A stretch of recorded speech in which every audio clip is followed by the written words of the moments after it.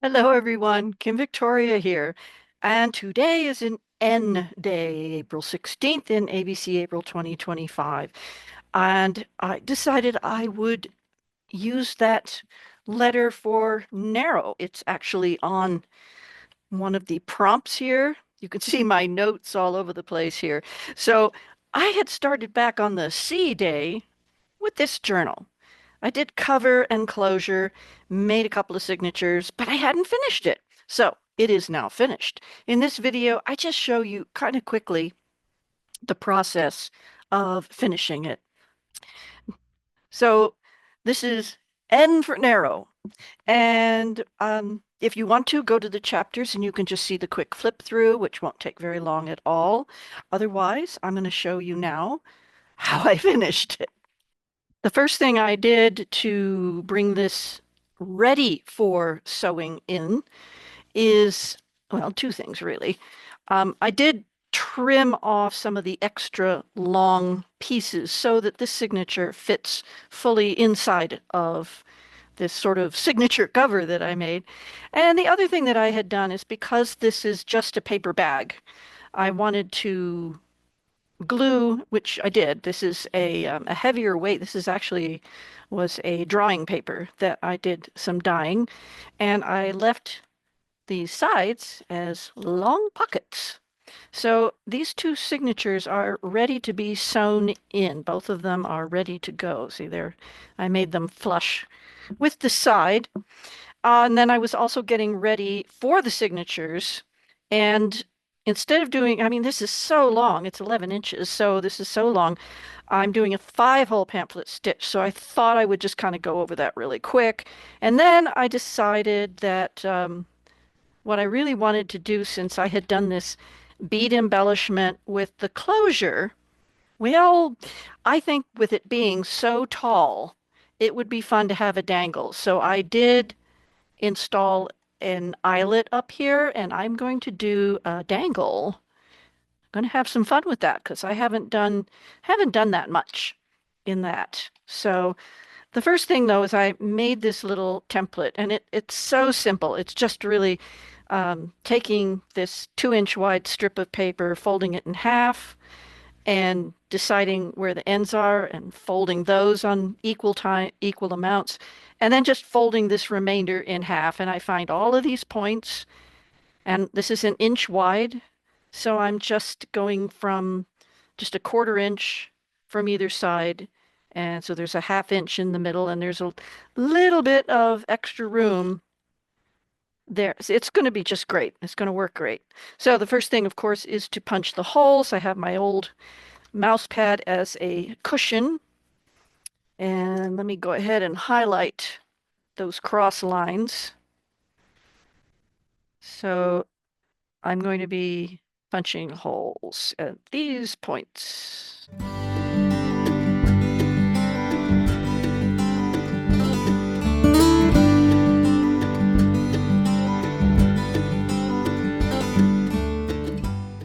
Okay, so you can see the holes clearly.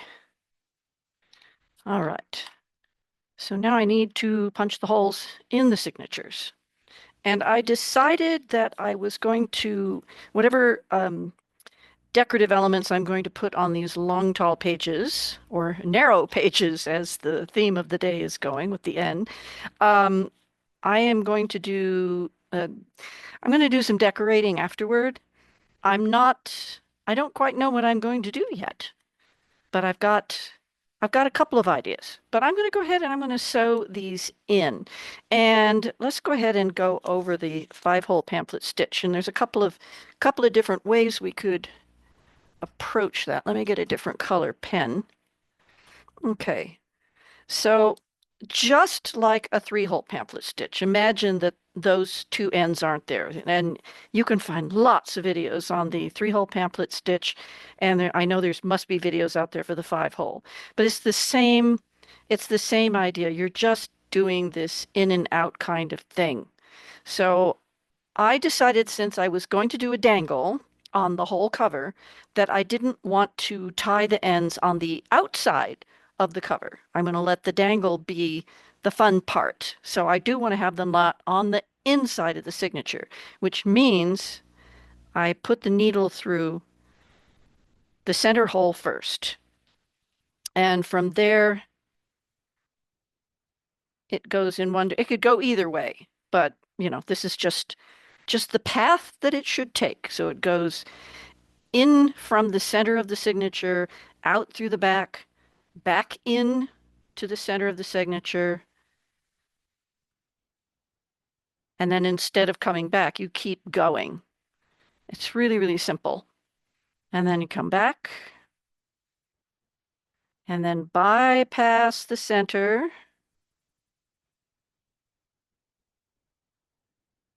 and there, and there. And then you wind up with your two tails coming into the center of the signature. That's all there is to it. It's the same as the three hole, except you just go one more distance. Okay? And that's why the odd numbers are nice. They make it very, very simple. Even numbers, you have to do things differently. You have to choose. We won't go into that. Okay? Okay, so I'm going ahead and just I do need to make this so I can, well, it doesn't much matter. I can just do it through the center. Okay, but I do need to clip it in place and make sure it stays put.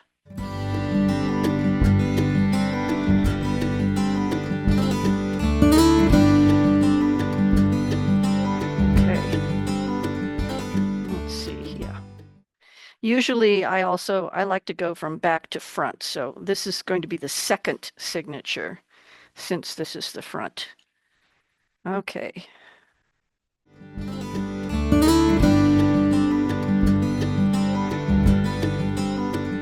I'm just going to take out the guide and put my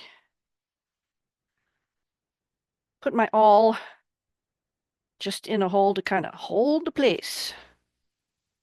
I don't want anything to move. Now, the other thing that I'm going to treat a little bit differently here is when I made these closures, I used 2 strands of embroidery floss. I'm going to use 2 strands of embroidery floss for sewing in the signatures. Only this time I'm going to wax them a bit. This is just beeswax, which is wonderful for any kind of sewing. It strengthens the thread and it makes it glide, and it doesn't tangle up so much. So I do want it to glide. I don't want it to tangle up. And especially because I'm doing 2 threads, the opportunity, shall we say, for those threads to make life difficult, shall we say, is stronger. So I'm I'm going to wax this embroidery floss. And actually, I think I probably will wax embroidery floss when I use it for sewing in a signature all the time from now on because it does prevent it from tangling and that sort of thing. And also the bookbinding cord that I do have some of, but I don't want to use black in this project, is waxed. It's a waxed cord. So beeswax is a very good thing to use. So this, you can tell already, I mean, it's already got a little bit of body to it. It's not jumbling up, shall we say. Okay, so I got to find that hole again. There it is. Now, one of the things I've got a lot of pages here. I'm going to have to count them again. One of the things to keep handy if you find it difficult to pull your thread through is I always keep a pair of pliers because sometimes I need that pair of pliers. I'm going to get one more clamp. Okay, because I want to anchor the thread. I don't want to accidentally pull it through, which has happened. Okay, so now that's not going to go anywhere. And that makes life easier.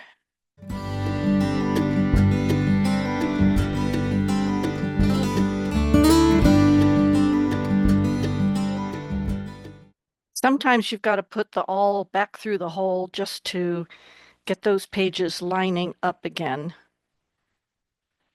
And then it's easier to get the needle through, theoretically. It can be a challenge too, because I do have a lot of pages.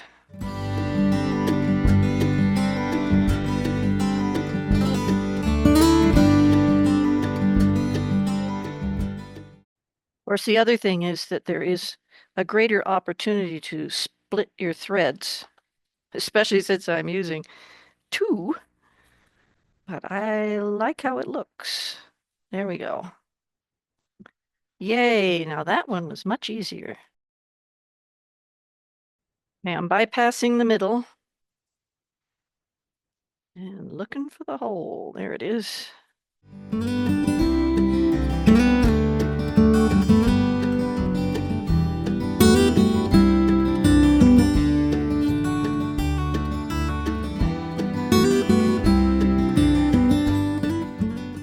Sometimes you just have to go through the hole and go through the signature separate. And I got to take it off camera for a moment so I can get it in that last hole. And it can be tricky. I made it.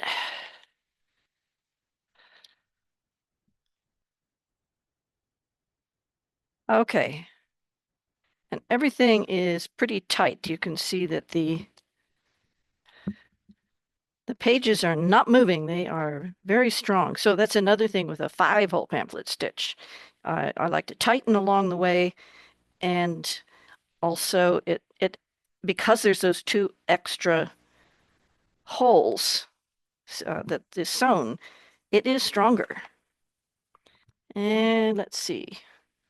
I think I will go ahead and do the S knot since this is a big signature. And this is something I learned from Natasha on Treasure Books is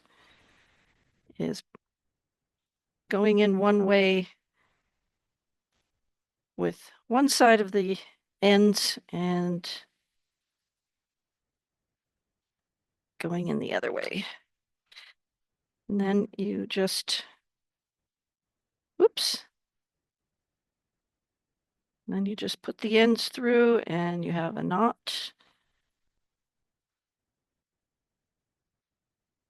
And it gives it a little extra knot. So I think I'm just going to snip it off.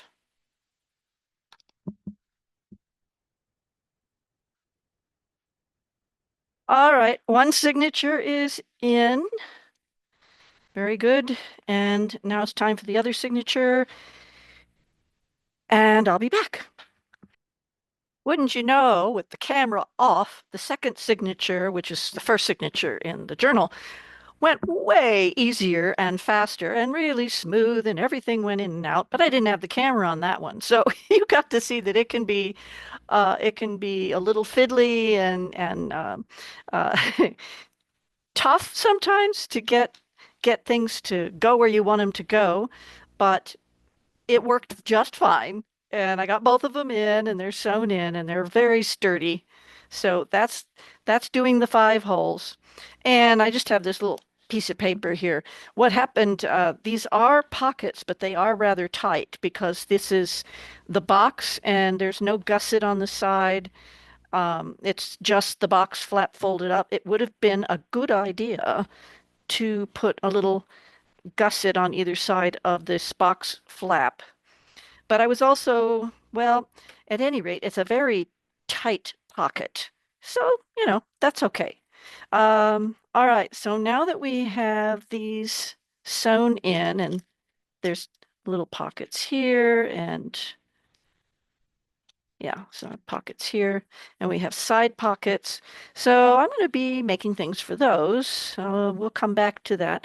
I think it would be fun to go ahead and play around, get these beads out again and make this dangle. So let me go grab some supplies and we'll do that. I am inspired by Margreth, Seven Plaza. Oh my goodness, she does amazing dangles. I'm sure I won't do something quite as extravagant, but this is a long way to go, so it would be rather fun, wouldn't it? Let me go grab the supplies and be back. So now that I've spent the better part of an hour getting all sorts of things out and little bags of this and looking through all of my yarns, and I don't have any of this kind of green. So it can be a different color. So I don't know. I've never done this before. It's really fun. So I've got some things out. I didn't want to have to go buy anything, of course. I have some of this eyelash yarn, so that seemed to work really well. I wish I had some green. Anyway, again, I used a crochet hook to get all this yarn through that eyelet. Crochet hooks are a wonderful thing. Even if you never crochet a single thing. So let us take a look at this. I kind of wish I had somebody, if I was doing this live, somebody could say, well, maybe, maybe you don't need this. I don't know. Well, obviously this is way too long, but, um, hmm, I don't know. It's kind of fun, isn't it? It's like the journal has a ponytail. Oh, goodness. Um, and then there's these over here. So I'm going to bring these colors as much as I can. I don't have any more of these particular colors, but I had more of these little green ones and I got lots of these silver ones. So I'm good there. And so I've got some of the embroidery floss going through here because these little tiny ones, they they can't, I don't know, I haven't tried the yarn yet. I haven't tried this before with the beads with the small holes, other than the embroidery floss. So I'm just going to putter along here and I'll speed it up and I'll be cutting off some of this, but I wanted to allow for tying, lengths for tying knots and things like that. So let me just go ahead and grab a couple of strands of something and see what I come up with.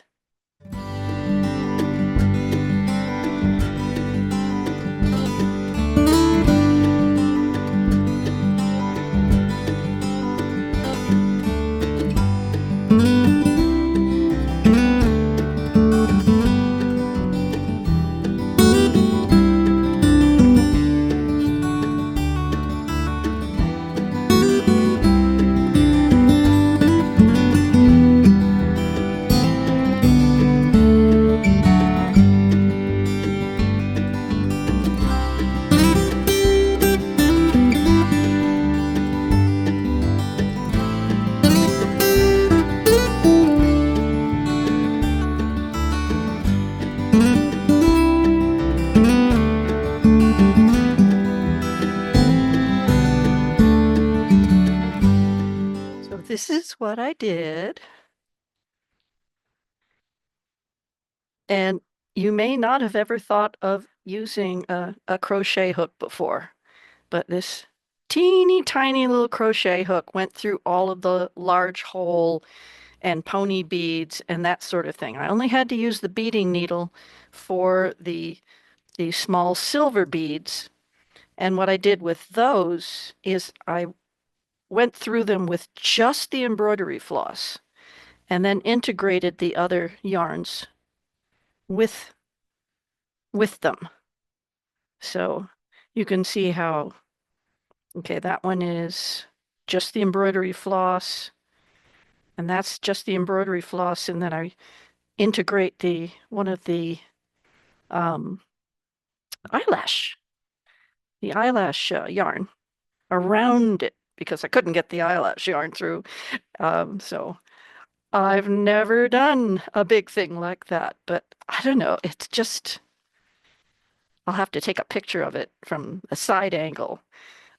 So it's it's kind of a display journal. Kind of wild, huh? Cool. So this is where it is now. And you might want to get yourself a couple of crochet hooks for this sort of thing. You never know. It was really great for pulling the yarn through the eyelet, and I have found a lot of uses for a crochet hook in paper crafting. So right now these are very plain, and the next step is for me to kind of look at what I want to do to have in these side pockets and these end pockets and see what else I want to add.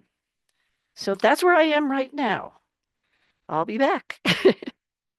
I'll do a flip through, right? Let's go ahead and take a look at this. I decided at a certain point to stop. That's what we have to do, right? So I'm really pleased with how this kind of all came out so fun, this beautiful, a beautiful box. So I did not do a great deal as far as the pages were concerned. We'll go through that. But I started to just use up things that were on the desk. I still had a third paper bag, and I played. You know, that's what we do. We play. So I just made kind of a fun little thing to sit in these tall pockets. And over here, I had this rubber stamp with the flowers, and their stems weren't long enough, so I made them longer.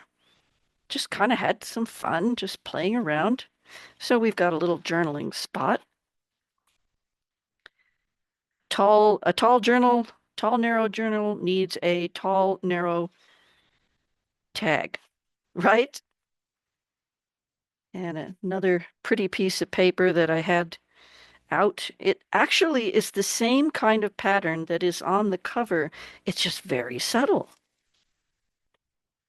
I had one piece of that, so I cut that in half so I could put it in a couple of places. So when it came to the pages, if I had a paisley rubber stamp, I might have done a little stamping, but I did go ahead and I glued on some of that narrow ribbon that was the same colors as as the journal itself. So I did that on all the longest pages, as you will see. So I've got a variety of papers, the Easter egg dyed, tea dyed, different degrees of dyeing, just some lined paper, and used those throughout. And I had the coloring book pages that matched the theme. So it is definitely a writing journal, or, you know, the usual photos, memorabilia, all those lovely things we like to do. And this was some architect's paper. And I had this piece left over, so I just did that. Just was looking for fun pieces, what I could add. And then this was from that paper, remaining paper bag, just a little mini notepad. Second signature, pretty much the same thing, just a big journaling card.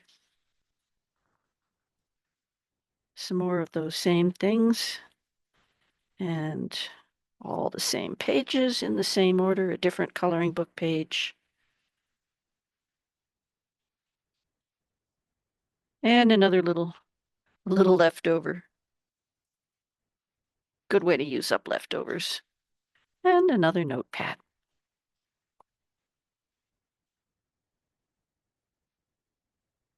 And one was good, so why not make two?